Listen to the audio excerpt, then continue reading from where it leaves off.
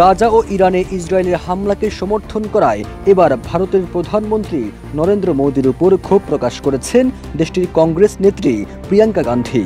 তিনি বলেন, যখন বেনিয়ামিন নেতানিয়াহু একটি পুরো জাতিকে ধ্বংস করছেন, তখন ভারত শুধু নীরব সমর্থক নয়, বরং ইরানি হামলা এবং দেশটির শীর্ষ নেতৃত্বকে হত্যার ঘটনায় ইসরায়েলকে আরও উৎসাহিত করছে। জাতিসংঘ সাধারণ পরিষদে গাজায় যুদ্ধবিরতি ও মানবাধিকার রক্ষার প্রস্তাবে ভারত ভোট না দেওয়ায় মোদির বিরুদ্ধে তীব্র ক্ষোভ প্রকাশ করে কংগ্রেস নেত্রী প্রিয়াঙ্কা এই সিদ্ধান্তকে লজ্জাজনক ও হতাশাজনক বলে আখ্যা দিয়েছেন। এমন তথ্য জানিয়েছে ইকোনমিক টাইমস।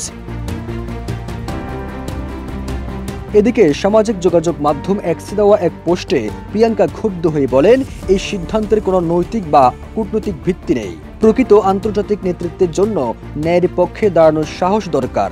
তার মতে এটি একটি দেশের সার্বভৌমত্বের চরম লঙ্ঘন এবং আন্তর্জাতিক নীতিমালার সম্পূর্ণ বিরোধী।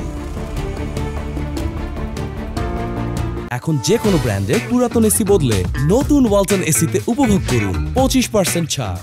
প্রিয়াঙ্কা আরো বলেন, গাজায় এখন পর্যন্ত প্রায় 60,000 মানুষ নিহত হয়েছে, যাদের বেশিরভাগই নারী ও শিশু।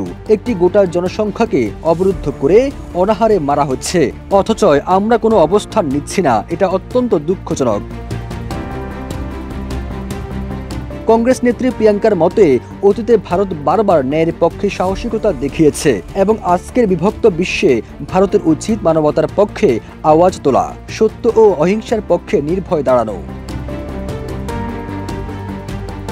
গত শুক্রবার জাতিসংঘ সাধারণ পরিষদে গাজায় অবিলম্বে ও স্থায়ী যুদ্ধবিরতির পক্ষে একটি প্রস্তাব গ্রহণ করা হয়। প্রস্তাবের পক্ষে ভোট দেয় 149টি দেশ, বিপক্ষে 12টি দেশ এবং ভোট দেয়নি 19টি দেশ।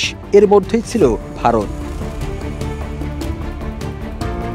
ভারতের প্রিয়াঙ্কা গান্ধী এর আগেও ফিলিস্তিনের প্রতি সংহতি প্রকাশ করেছেন। গেল বছর সংসদ অধিবেশনে তাকে একটি ব্যাগ বহন করতে দেখা যায়, যেখানে লেখা ছিল প্যালেস্তাইন এবং তাতে তরমুজের প্রতীক ছিল, যা ফিলিস্তিনি সংহতির একটি বৈশ্বিক প্রতীক। সবুজ আলম, ইত্তেফাক।